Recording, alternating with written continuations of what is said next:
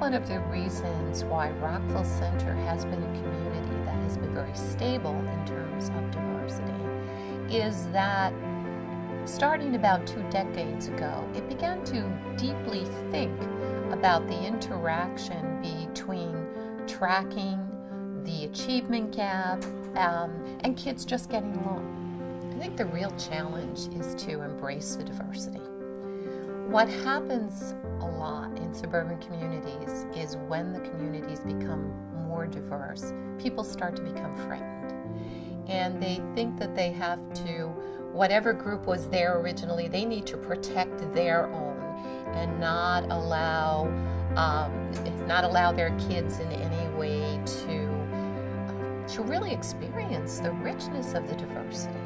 I don't even notice that we're all different. I tend to not really think like that. I have all different types of friends, different grades, different races, where they live, it's all different. Embracing diversity, seeing it as a strength, making it work, making sure that all kids get access to high-track curriculum with lots of supports as needed is really the key to success. I love the kids in the city and I love the kids out here in the suburbs. The one main difference that I do see with Southside is that we're able to really maximize learning for all the children in various ways.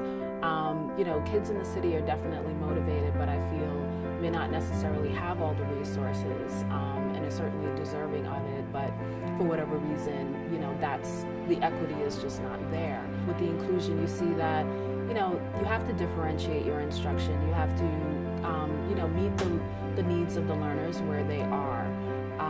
But you also have to challenge them. And the students are very flexible. They really adjust well to various circumstances that you place them in. I like how everyone is equal because we're all at the equal thing. So it's not oh, I'm not going to try less because I'm in a lower class. I'm not going to try harder because I'm in a harder class.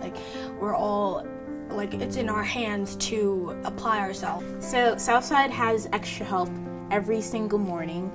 We call it 0 period, and it's for 40 minutes or so. And everyone can come and go to extra help. And the buses bring you here 0 period, so you have a time to prepare and ask your teachers questions about it, and they'll help you out. Kids learn from each other as much as they learn from a teacher. Having the voices in a classroom discussion, whether it be in a history class or in an English class, that are voices that come from experiences different than yours, is really good for all kids. All kids benefit from integration. Right now, what I'm going through, while I'm assimilating to the different cultures, learning how they act and what they like to do, and I'm finding out that they're the same as me, they're similar in every way. There definitely are schools out there that are really cliquey and they just hang out with their own groups or their own race. Well, I don't really see that at Southside because we're all I see it in the halls, everyone just gives that handshakes or whatever to anyone. It doesn't matter what race or color you are. It's actually pretty cool to see it. I believe integration benefits students who are white, students who are more affluent, as much as it does students that we typically think of as being disadvantaged. The kids at Southside are more prepared for a diverse world because they have learned to listen to the voices, and they have learned from the voices of those who have lives that are very different from theirs. When I was in school, I always didn't feel like I fit nicely into a particular group. And being here, it's a world of difference. I feel like I'm more comfortable with different people because of the fact that I am in a school that's diverse.